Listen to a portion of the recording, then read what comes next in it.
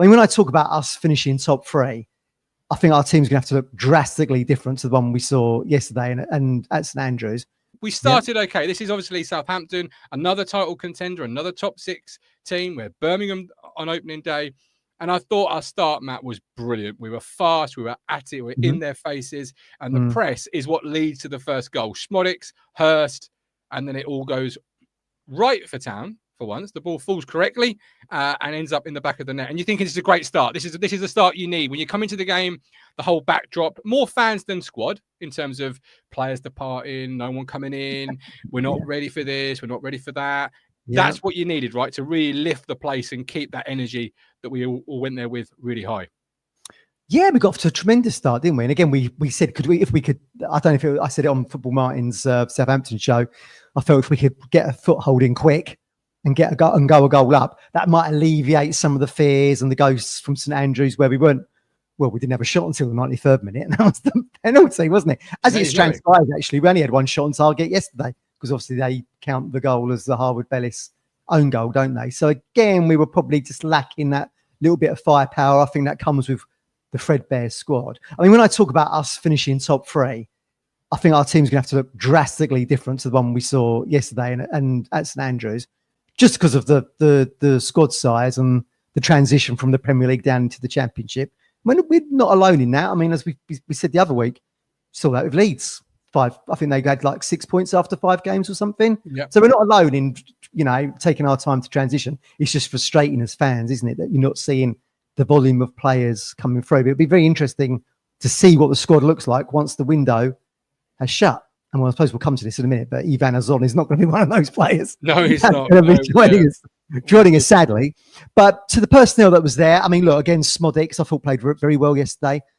There's a few rumours floating around him, but I said to David, who sits next to me, it's going to be black and blue when he wakes up this morning. And he was getting smashed all over the shop, wasn't he? I mean, he had quite a long injury. He was down for an injury time, wasn't he? Down at the Churchman's End, and of course he clatters into the keeper at the North Stand end. So he done everything you always say, mine. The brick cherry, he gave you 110%. He did. Going in on 50-50 balls. Tremendous. And again, you see the growth of George Hurst, because he puts the cross in for what we thought was the Jack Clark goal, and in fact it's the Harwood Bellis goal. So again, he looks good. Still a question mark whether or not he would be I'd be interested to see what everyone thinks in the comments. Have you seen enough now over 2 games for him to be your lead striker, or are you looking at this number 9 coming in? Lead striker, George Hurst. I thought we were pivoting to Jack Clark. That's Delap's replacement. So Delap's gone, as we know. Who fills the void? I mean, he's done very well in 2 games, I think, George Hurst. I think he's done very well. It's whether or not he can do it over a season, because as we know, he gets injured a lot. So we don't really have a comparison point, do we? I hope so, because I think he's looked very good. Still a question mark over his stamina. I mean, he was knackered at the end, wasn't he? That's when he needed the replacement to come on. And of course, Al Hamidi wasn't in the squad yesterday. Rumours of injury. Well, I think McKenna said, didn't he? Injury there.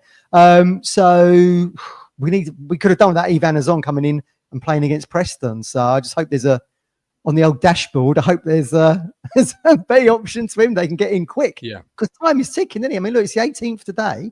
So you only got less than 2 weeks now. Or 2 weeks today until it shuts. Time is indeed ticking away. Yeah, you do need that striker. Because, look, as much as we all love George Hurst, and I don't think you'll find many people who don't love George Hurst, his injury record is so well documented and spoken about, particularly on shows such as this. Yeah. Heading into the season with himself, then you've got Ali, if he remains at the football club, who is potentially carrying an injury. So that's 2 players, one who's got an injury record and one who's already injured. And then you've got Akpom, who's had a limited pre-season. It does feel like you just need that extra insurance in that department, whether Ali stays or not, because you've still got players there that it's a hope and a prayer sometimes in terms of can they stay fit for 46. And the likelihood is it's not, because the Championship is a long old season. It's a slog. You are going to get injuries and suspensions and whatnot.